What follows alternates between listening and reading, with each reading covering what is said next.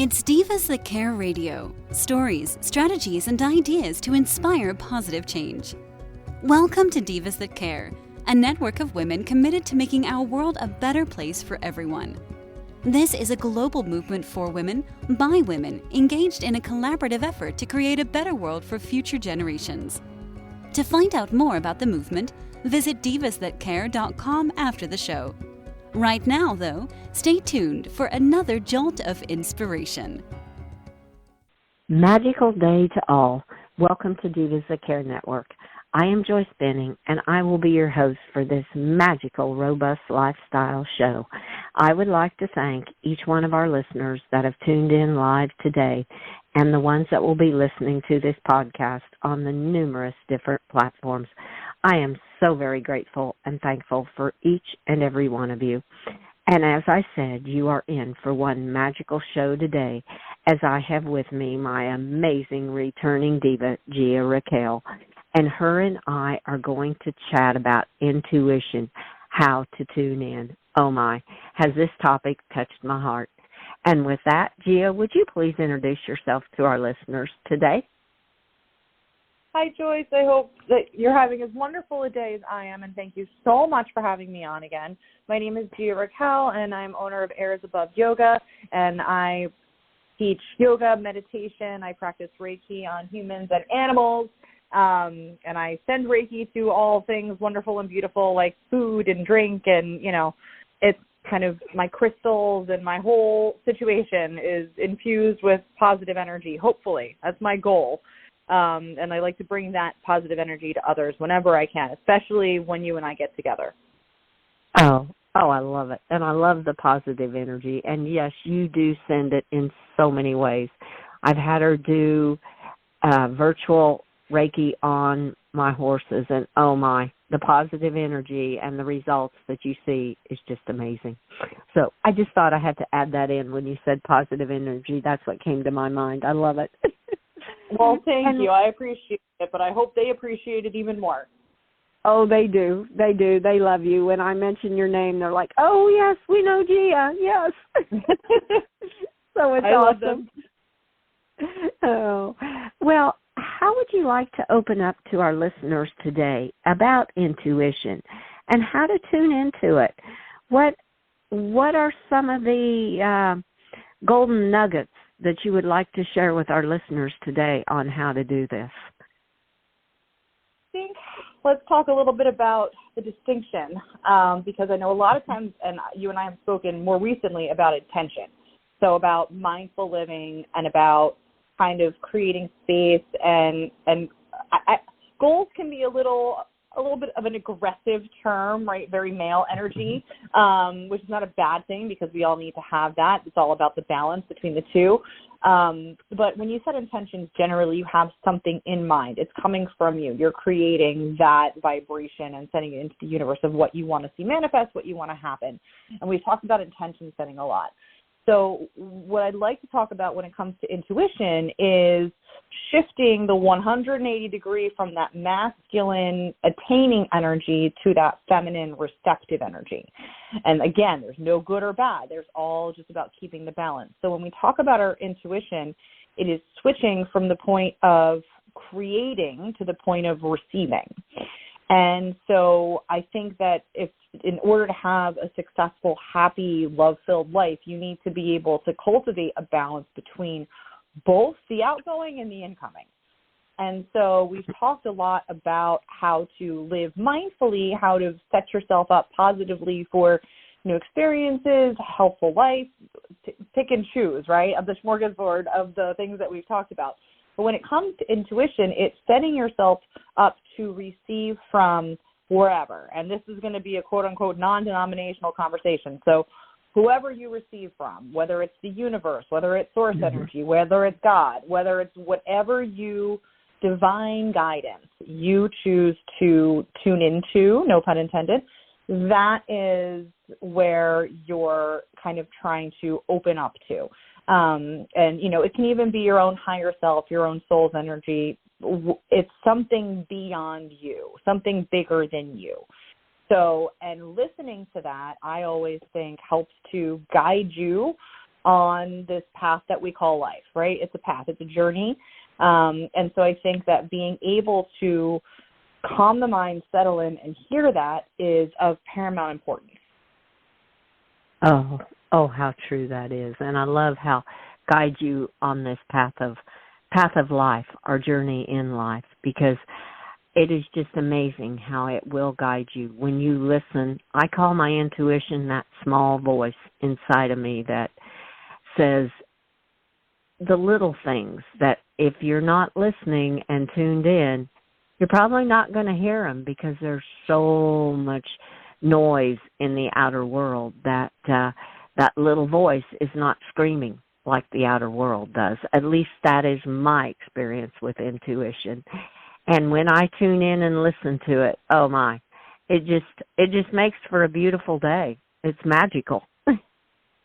Absolutely. And, I'm glad you said that it sounds like a little voice in your head, because they're different. And I want to be a little careful here, because everyone has a whole bunch of, I think, preconceptions about like what people call quote unquote psychic.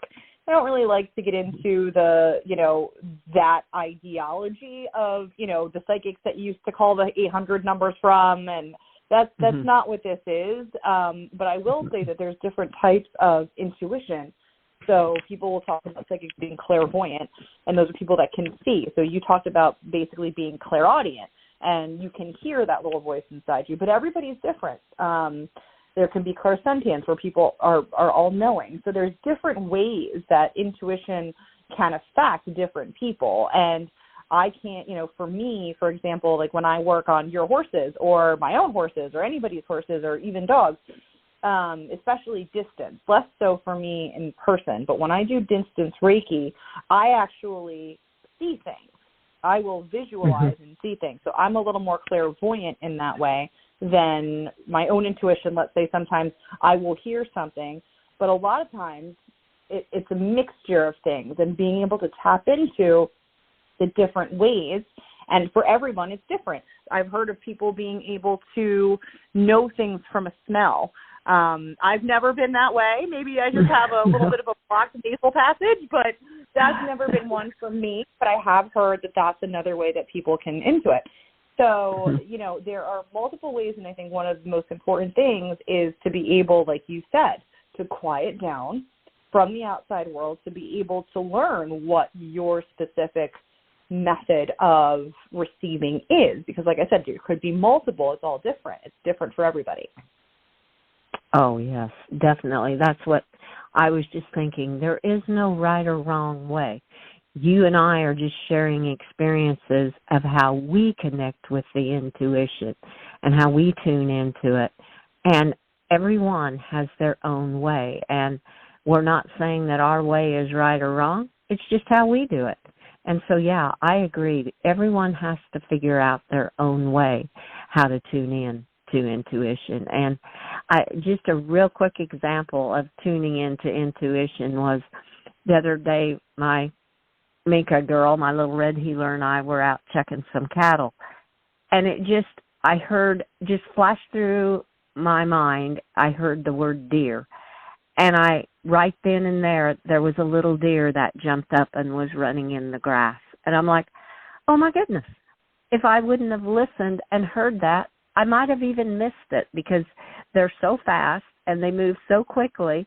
But I was listening because I heard that, so I was also looking for it, and there it was. So that was just another beautiful experience of how listening to your intuition opened my eyes to see the beauty that was in front of me. I mean, I think that's amazing.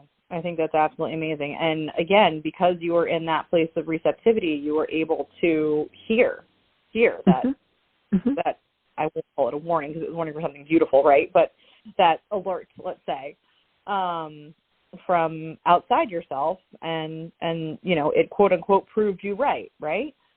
Yes, and the magic I saw in that, it was just beautiful.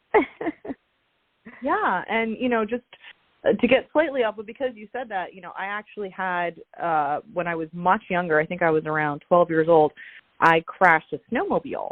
We were in Wyoming, and I was too young to be driving the stinking thing. I was too small for it, and I was very, very tired. At the end of the day, I got it stuck, and I tried to blast through it, and it wasn't as stuck as I thought, and it actually wound up careening, going full speed towards a parked tractor trailer. And this voice, it was not quiet, it was very loud, yelled inside my head just the word bail. And I jumped off of the thing and slid underneath the tractor trailer at about 40 miles an hour, and the thing jumped up and went directly into the side, and the bottom of it was hanging off. So I think for me, that was probably one of the first experiences of hearing something outside myself prevent me from a potentially very serious injury. Right, right. Oh, yes. You know, so it's an important thing. Mm-hmm. That was a great example of how listening to the intuition, and it wasn't a small voice that time, because they knew your intuition knew it had to get your attention and get it ASAP. There was no hesitation. So yes, that was a great example. So, you know, again, it's usually we like to use it for all things good, right? But it can also save us from potential pitfalls. It can save us from being in the wrong place in the wrong time. You know, a lot of times people will say, trust your gut. And at the end of the day, your gut is your physical response to your intuition, especially for people who maybe don't have a practice of quieting and calming their mind and trying to tap in. People that live very much in the day-to-day, that's what it means to trust your gut. Is to hear and heed your intuition, because your body recognizes things before your brain. It takes a while for your brain to catch up, but your body and your heart, that's where the immediate processing in the world, you know, from the world comes. That's where it begins, and then the brain catches up with it after the fact. Yes. Oh, how true that is. Yeah, and you hear so often, I just had a gut feeling, and listen to that. Yes, I so agree with you. One of the ways that we do this, so very similarly when we're talking about intention setting, and I'm glad you brought this up when we were first opening the discussion, is the idea of clearing the mind, right? So it's always going to come back to a calm state, to meditation, and that's the practice of cultivating the connection with your intuition and beginning to recognize it, right, for what it is, and figuring out how you receive, whether it's something you see in your mind's eye, whether it's something that you hear, right? And that's the practice. And then as you continue the practice of, and when I say meditation, you know, it can be a form of prayer. There's so many different forms of it. But the bottom line is that whatever it is for you, quieting out the external chatter of the mind, right? So they call it the monkey mind, quote unquote, in yoga principles, right? But it's essentially recognizing the act of meditation itself is to allow the thoughts to occur, acknowledge them, thank them for occurring, release them, and detach any emotion from them. So thoughts are going to come, but it's through that practice that you then begin to realize that you are not your thoughts. And as soon as you come to that realization, then you become more self-aware. And once you're more self-aware, then you become able to still and quiet the mind. And it's all a matter of practice. But when we're talking about meditation and we're talking about clearing the mind, that is something that has to occur to get you from the quote-unquote bail intuition, where it's literally like a fight or flight, life or death, something is protecting you, that gut instinct where you're in a dangerous situation and the hair on the back of your neck stands up, that hopefully everybody has, to a place of actually being able to tune in to listen to guidance for your life, guidance for your highest good, guidance for your path and your journey. And it takes that practice of stilling to cultivate that connection to your higher self, to your divine guidance, whatever that is for you. And once you do that practice, then you cultivate the connection. Once you cultivate the connection, then ideally, in a utopic world, you can receive that guidance on a daily basis when you need it, when it's imperative for you. But you have to have that set yourself up for success in that way. Does that make sense? Yes. Oh, yes, that makes sense. And just when you said the word calm state meditation, I'm going to share with the listeners, because I have a deck of oracle cards that I pull every day, and they're horse ones, of course. And of course, of course, would it be anything different?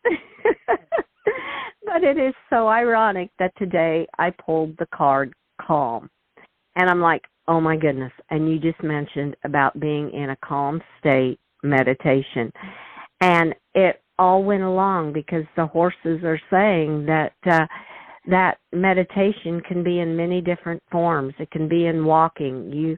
If you have a horse and what you enjoy doing is going out and just going on a ride with it, that can be your form of meditation. It's just allowing yourself to be quiet and fully present in yourself. And I thought, oh my, is this just fitting to what we are talking about today? And I didn't even know our topic today when I pulled the card today that was calm. So the horses knew, and that is it is just so amazing, or the universe knew, or God knew, or whatever divine source you think and feel that you relate to. That's what knew for me calm was how it was going to come in and affect my day today. And for me, being out in nature, being with my animals, that's where calmness comes and where I can come fully present within myself. So I wanted to share that because I thought, oh my, is this ever fitting on how everything is a full web and all comes together and fits in? No, 100%. And you took the words literally right out of my mouth. So we're on the same page as usual, which I love so much.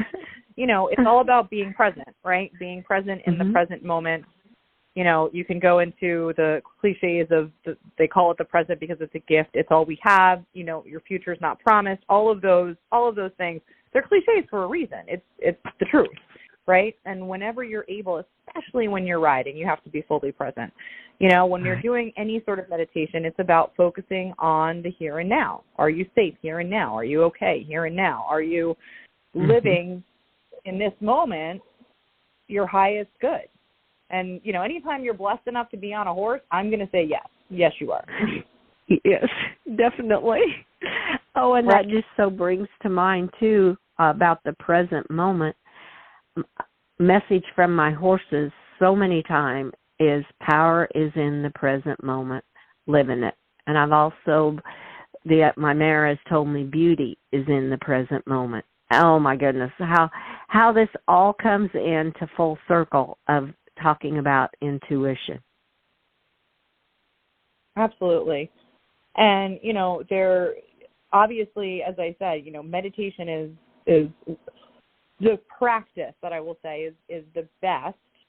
And I don't like to use that term because there are many different ways to do it, but it's one of create the space to receive.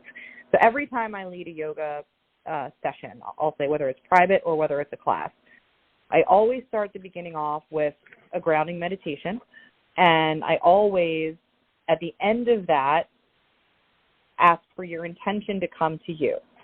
And it's my way of creating the balance between the receptivity and the intention setting. So you can always choose an intention, right? There's a lot of different ways to work with positivity and mindfulness that chooses an intention or an affirmation, if you will. But once you have gone through a grounding meditation, your body, you've checked in with your body, you're quiet, you're still on your mat, you are in a place of receptivity, hopefully, and quieting the mind and starting to cultivate that practice of hearing. And the biggest thing for me with any kind of meditation, with any kind of tapping in, is don't try. As soon as you try, you're doing it wrong. And I know that sounds potentially, no pun intended, counterintuitive, but I will catch myself trying. I'll be like, okay, come on. Hear it, make it happen. No. That is the wrong energy. Don't stop. And then just breathe and do nothing. And it's so hard, Joyce, to do nothing. It is, especially if you're a type A type of person. It is so hard to shut down and turn it off. But if there's any piece of advice, because I know these shows always fly by, that I can impart, it's when you're doing this, there will come a point in time where you will feel either bored or you will feel like you have to do the next thing and get up, and you have to get yourself out of it, probably right before it actually starts to happen. And you have to not try. You have to just be. You have to allow it to come to you. And for me, I will say that is one of the hardest things, but that's where the magic happens. Mm-hmm. Oh, gee, that is so true. And that is where the magic happens. Because when you try, I've had many people say, well, I'm trying to get it to happen. I'm like, I always hear, let it flow. Just let it flow. And don't try so hard. Just let it flow and calm your mind and just breathe. That is 2 words that are so true on, for me, how to calm myself is just breathe. Because when you stop and think about it, sometimes I go, man, I must breathe 100 miles an hour because I don't even realize I'm breathing. And you don't. But when you stop and say, just breathe and take those deep breaths, to me, it really helps. The calmness comes in, and it lets things just flow naturally like they're supposed to. So, oh, man, that was such good advice. Don't try. Don't try. Try less. Do less. You know, and the other thing is, I will say, if you feel like you have to try something, so for you it's breathe. For me, it's listen. Yeah. Mm-hmm. Just listen. Yeah. You know, because if it's kind of, and it kind of toys with that you're an active participant, but I think that is a good way for people to, and again, we are then going towards a clairaudience kind of mentality, but for me, I think that people can understand that, right? Because let's say, for example, you were talking about your healer earlier, and obviously I have a puppy. Whenever it's silent, you're worried, right? It's always, it's not good. But I think that people are very accustomed to, listening for something, hearing for something. Oh, it's too quiet. There's something wrong. Or, oh, did you hear that? And they clear their mind immediately and they listen. And I think if there's a second piece of advice I can give to anyone trying to cultivate this awareness, other than the daily practice of stilling the mind with intention, purposefully, to create that connection of receptivity, it is listen. Yeah. If you want to play with the 2 sides of the coin, the receptivity and the active participant, have that be your mantra. Listen, and then let it happen, let it flow, just like you said. But you have to listen for it, and you have to still. And I think that's the most, mundane way that people can, who don't have this kind of practice in their life, can understand how to achieve it. Oh, that is such golden nuggets, because listen, so many times when I'm out in nature, it's just listen. Listen to the leaves rustle in the trees. Listen to the birds that are around you, and just listen. I'm down by the creek a lot, and just listen to the water, how it flows. And listening and breathing, I think, are 2 of the biggest golden nuggets to calm things down. At least in my experiences, that's what helps me the most. So, I agree with you. Listen is as important as breathe. Well, I mean, without your breath, you will no longer be with us. So breathing is definitely more important. I will give you that, Joyce. And that is the essence of beginning a meditation practice, and even a yoga practice. It's be with your breath.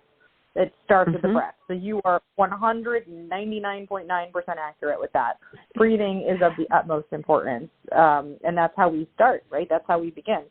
But once we get a little bit farther and we're starting to create that connection with our higher selves, or our divine guidance, or source, or whatever, the universe, God, whatever, it's being able to listen to it. And that's the only, way to actively participate in that, because otherwise you're trying. Yeah. Mhm. Oh, I so agree. Oh, Gia, I knew this show would fly. I know you and I, it seems like we barely started chatting and barely started sharing a few golden nuggets with our listeners, and the time our show is coming to a close. And I'm like, how did this happen? Where did the time go? I have 5 books today in front of me about the sixth chakra, the third eye chakra, and all the crystals and different ways and essential oils that you can use to help cultivate it. And we didn't even get that far. We didn't get that far. I definitely feel we should do a part 2 on intuition and how to tune in if you are open to come back to Robust Lifestyles and share all of that start to share that information. We may get through the chakras on the next one, or we may get through crystals, or whatever we decide.